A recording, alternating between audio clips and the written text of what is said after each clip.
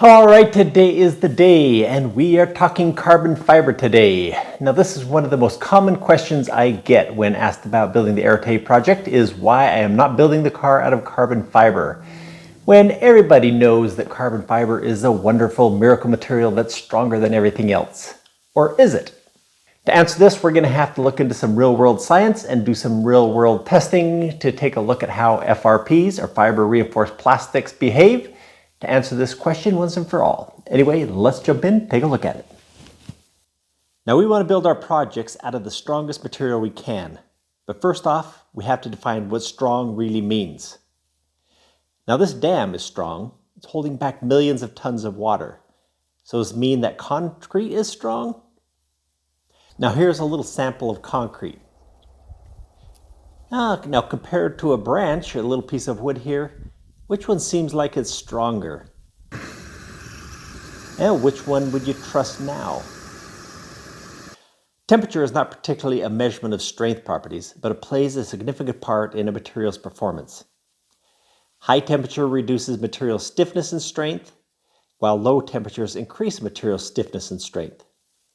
At low temperatures, ductile materials behave like brittle materials, whereas at high temperatures, brittle materials behave more like ductile materials.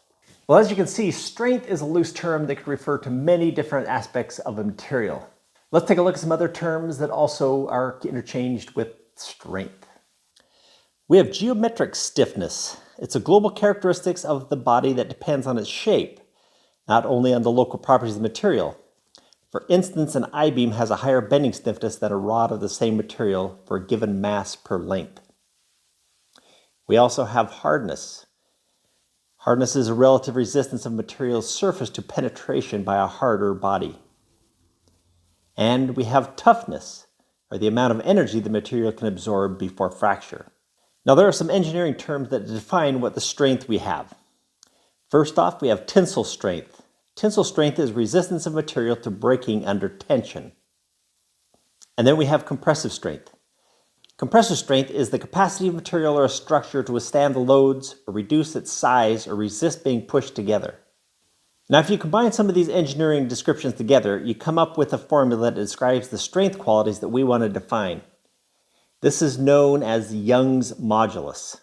Young's modulus evaluates the elasticity of rigid or solid materials. Now, this is the relation between the deformation of material and the power needed to deform it. For example, if we add rubber and iron, a stiff material needs more force to deform compared to a soft material. Rubber has a 1 megapascal modulus, and iron has a 200 gigapascal modulus. That's about 200,000 times more. That's for the same amount of force applied to the sample with the same thickness. The rubber will simply extend way more than the iron. Well, as you can imagine, building a structure out of sheets of rubber wouldn't hold its shape very well, as forces like gravity are already deforming it.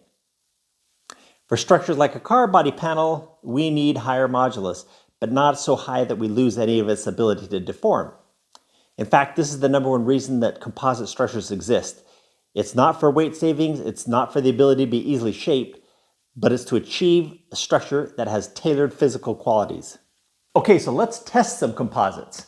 Now, we're not testing the fiberglass, the carbon, or the Kevlar here. We're testing the composite, those fibers in a matrix of some sort. And in this case, we're using epoxy. So we're going to be testing those three materials in a matrix of epoxy, creating our composite. Let's jump in and see how they all test out. Okay, here are the main four materials we're going to be looking at. Here you can also see their modulus and a property that seems to make them unique. With E-glass at 80 gigapascals, it's a very good electrical insulator. S-glass at 90 gigapascals, it is a great heat resistance.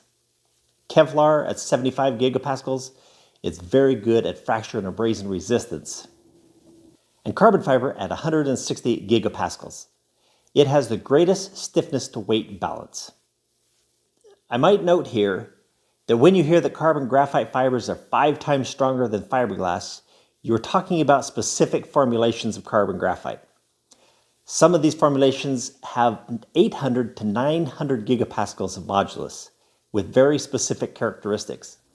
If you have hundreds of millions of dollars in your budget to build a military fighter, then you can use these fibers. They're manufactured just for you with the qualities that you want. Now, for us lay people out here in the real world, we have access to supply houses that sell carbon fiber with a balance of properties that are a little more useful to our projects, with around 160 gigapascals of modulus. Now, it's very hard to compare apples to apples or fiberglass to carbon because they are never really available in the exact matching materials, or at least weaves, I should say. Like right here, we have, as close as we can get, an 11.2 ounces of carbon compared to a 10-ounce e-glass satin weave of fiberglass. Now, that's about as close as you can get in two weights of materials that we're going to test against each other. And then again here, we have a 6-ounce S-glass plain weave and a 5-ounce Kevlar. Those are about as close as you can get weight-wise, again, in two different materials to compare. But that's what we're going to have to do, is get as close as we can, but it'll give us a general idea of how these things offer strength and modulus compared to each other.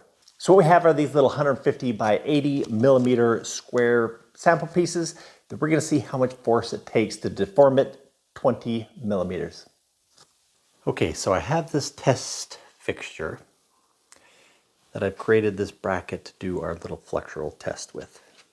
And what's going to happen, sample goes in here and it gets compressed, and we have a little stopper to tell us when we've reached our 20 millimeters, and this gauge will give us a reading how much force that took.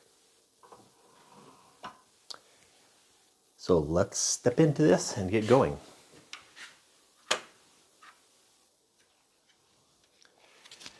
Okay, so to start off this little test, we're just going to run through these samples extremely fast, and especially because some of these, like this, our first sample, the lightest we've got, a little 4-ounce cloth, even in S-glass. It is so lightweight that it's not even going to give us a reading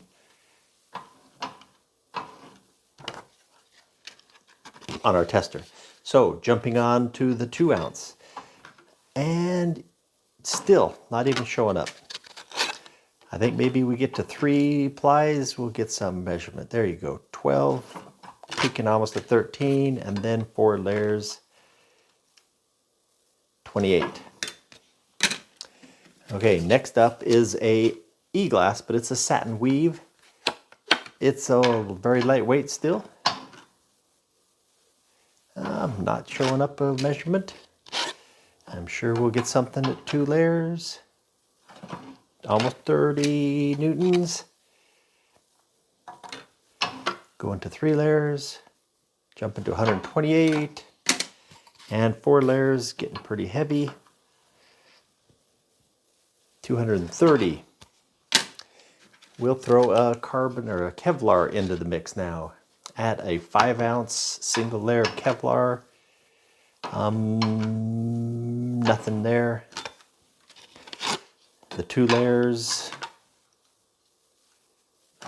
we're getting 30 newtons there. Jumping to 3 layers, just peeking over 80 newtons, and 4 layers, 176. Back into our fiberglass and e-glass. Let's just skip that. That's not even going to read at 7.5 ounces. Here goes 2 layers. Just barely, almost climbing to 10 newtons, but not quite. On to 3 layers, 28. And 4 layers gives us 67. Now into another plain weave fabric and e-glass, 10 ounces. Probably shouldn't even thrown it on there because, yep, it is just not enough to show up on our scale. 2 layers, we're going to get 22 newtons. 3 layers, 85. And 4 layers, we're getting pretty heavy. 200, peaked to just over 200. Battery failure. Now we're back with some power. Onto a 6-ounce plain weave S-glass. Not going to read on a single ply. Let's try it with 2 plies. just over 10, about 11. 3 plies, 40, and onto 4 plies, giving us about 80 newtons. Now we are going to jump onto our carbon graphite samples. 1 ply is pretty flexible, but we might get something out of it. Oh, 5.5. And onto 2 plies. Jumping quickly to 47. 3 plies. 130. And 4 plies, getting pretty stiff. 360. To this one, this is a 11.2 ounce 6K twill. And we are gonna not be able to measure them all. Of course, the first one we get a measurement off of. And the second one, getting very stiff already.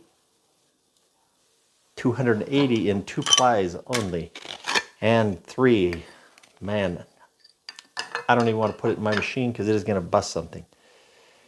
I'll push it to 450 or so, but that's it. And in 4 plies, it is getting tremendously stiff. Okay, so what does that tell us? We're going to jump in now and compare some of these to each other. So now in this test, we're going to take 2 plies of the 6 ounce, equaling 12 ounces, and 4 plies of the 4 ounce, equaling 16 ounces. So 2 plies of the 6 ounce S-glass.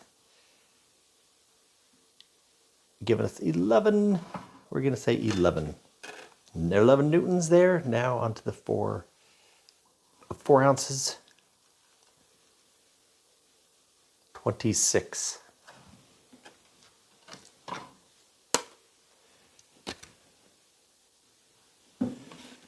Next up, we're going to try 3 plies of a 10 ounce E-glass in a plain weave. And then after that, we're going to put in 3 layers of 8.9 ounce S-glass in satin. Now already we know between S-glass, which is greater modulus, and a satin weave are always add strength quicker because of the type of weave. So here we go. 3 10 ounces of the E-glass. So about 82. And now with the S-glass satin,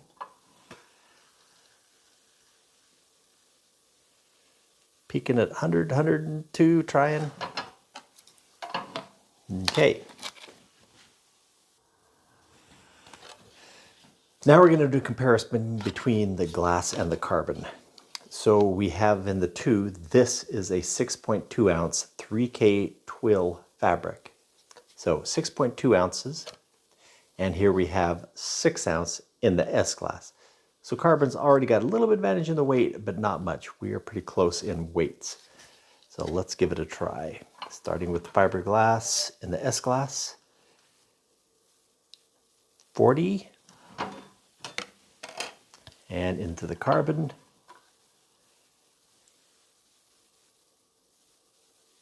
48.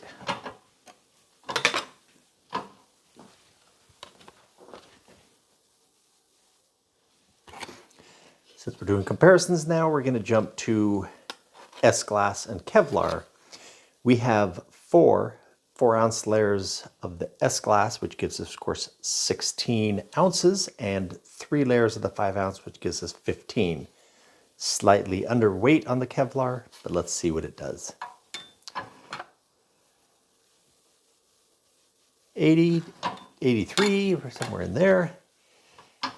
And then for this 30.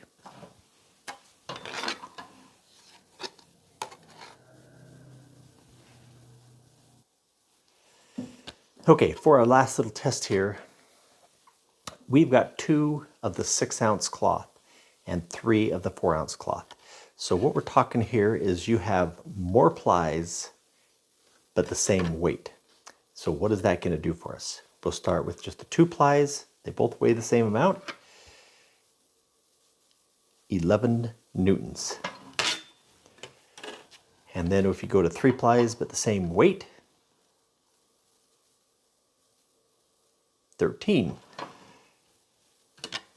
Not a huge gain, but there is an advantage over having multiple plies rather than larger or heavier fabrics.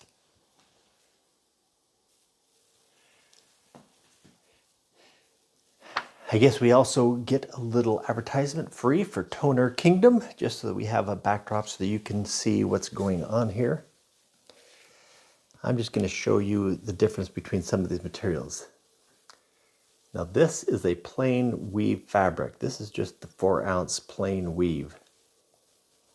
Let's say most of the fibers are running in these 2 directions with another weave going through at 45 degrees to hold it in.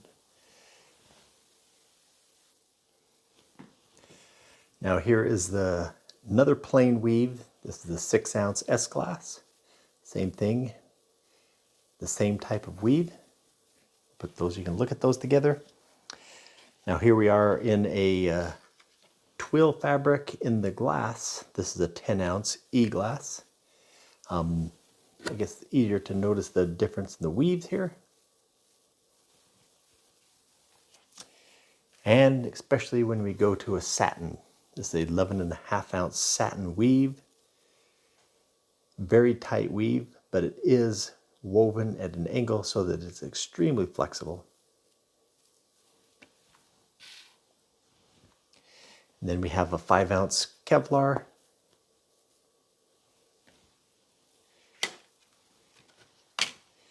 And in the carbon graphite. Now in the carbon graphite, you may have noticed that they go by this designation of 3K, 12K, 6K, whatever that is. That K is referring to thousandths, and that means that these toes that it's woven from contain that many fibers. So there are 3,000 fibers in this little toe that gets woven through the fabric. So they're pretty fine if they broke them down. They are coated with a binder that keeps them all held together for the weaving process. That's why they stay so nicely. But that is made up of 3,000 per toe woven into this twill fabric. As you can see, carbon almost always performs at about twice the stiffness than E-glass. But you can never say that carbon fiber is better, as you can make a structure just as strong with another material. It'll just weigh more. As an example, a carbon kayak will be about half the weight of a Kevlar kayak. But if you hit a rock going down the river in a carbon kayak, it's going to fracture. The Kevlar will bounce, bend, flex, and deform a lot more before it breaks, and way before its failure limit is reached. So Kevlar, even with its lower modulus, has this particular quality because in the manufacture, they are able to draw it out and the molecular structure seems to line up much better than it does in carbon fiber and glass, where some of the molecules are lined up in a random direction, not giving it quite the strength characteristics and the flexural ability that Kevlar has. So each material is chosen for its particular qualities. Now, can these materials be mixed together into a composite? Well, certainly they can. Say mixing glass and then putting a carbon on the surface, it could be done, but one needs to have a greater understanding of the material's properties even beyond their modulus. Well, now circling back to the million-dollar question, why am I not building the car out of carbon fiber? Or should I say the $20,000 question? Because yes, that is the price that it would have cost me to build out of carbon fiber rather than the E and the S-glass fiberglass. Let me take a moment and show you how I derived at those figures and how come it would cost that much. Now, for what I've already used and what I know I'm going to need in the future, it's going to take about 450 yards of S and E glass fiberglass. Now, with an average price of about $7 a yard, that comes out just a little over $3,000. Now, if I were to use carbon fiber, it's going to take me about 280 yards. And that's arrived a little bit from a formula because we know in our test previous that when you can use finer layers, those add up to greater strength than using heavier layers. And we're going to have to use heavier layers in the carbon because it does not come in superfine layers as we can get in the S and the E-glass fiberglass. But there's some other factors you should consider while using carbon fibers. If you're going to make the jump to carbon, you're obviously after the ultimate strength to weight performance. To get this advantage, you also need to reduce the number of joints you're going to have in your layup plies, meaning that the parts you lay up in the mold should all be full rolls from widths. If you're not fighting for every gram, you can use small strips and scrap pieces to tuck into the corners and add strength into hard to reach places. While this is going to add extra weight, if you're going to carbon, you're going to have to use full roll pieces, and this is going to mean a lot of scrap is going to be used or not going to be used. So we can add 20% of material compared to using the glass. And this is what I call overweighting, and I'll describe that here shortly. Additionally, you would be foolish not to use vacuum bagging or resin infusion to achieve a correct resin to fiber ratio and more accurately consolidate all your fibers. Now, the molds that I'm using can't be used for infusion. They are simply not rigid enough, nor do they have a flange where the bagging tape strip could run. So this is what it looks like in total. My prototype molds, they cost about $3,000 in material. And if you multiplied that by 4, you're coming up with $12,000 for these molds for vacuum infusion. That's about $9,000 more than what we've already spent. Now, if we have our fiberglass fabrics at just over $3,000 and our carbon fiber fabrics come in at $13,400 or so, then that's about $10,000 more than using fiberglass. And if our prototype molds at $3,000, our production molds at $12,000, that means another $9,000 to get to the position where we have molds that can be used for vacuum infusion. And that in total is $19,290. So there you have it, just shy of $20,000 more for carbon fiber to reduce the weight by half. For that expense, you have half the weight for an equal amount of stiffness. But the fiberglass will have twice the strength in flexural capacity, or flexural strength. I guess flexural capacity sounds kind of like something from Back to the Future, doesn't it? So let me say that again. The fiberglass will be twice as strong in flexural strength. Now, my solution is what I call overweighting. Now, overweighting is building a structure that will weigh more than you'd like, but can't afford what it would cost to arrive at the smallest weight possible. Then having money left over to even out the performance through less expensive means. In other words, if you can cut your weight in half, is the expense of cutting that weight in half more than the expense you would have in being able to improve the performance to overcome the extra weight that you have?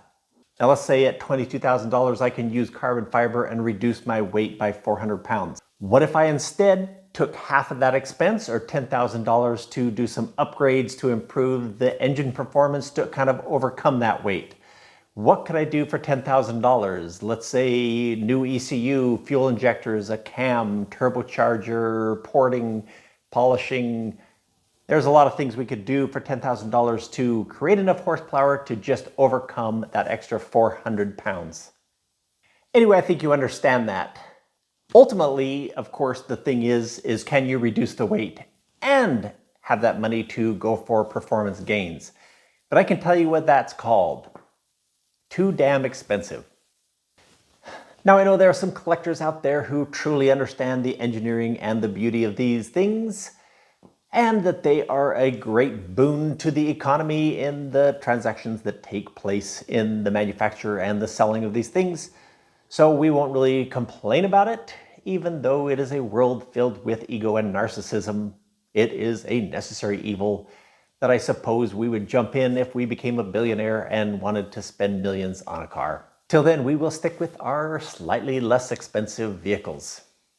Well, I hope that has answered your carbon fiber questions, and even better than that, I hope it has sparked some curiosity for you to look into other things involving these FRPs, these fiber reinforced plastics, and their properties.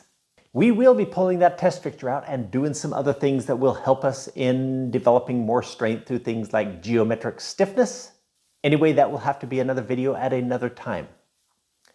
Now, if this video has brought you here and you are interested in the Arete Supercar project, I will put a video up right here that will give you a little bit of an overview, the beginning of the process. And I'll put another video up over here as well that will take you to the very beginning if you want to watch the individual videos one by one. That's a good starting place. But anyway, thanks for stopping by today in this video and hope you come back and see us again.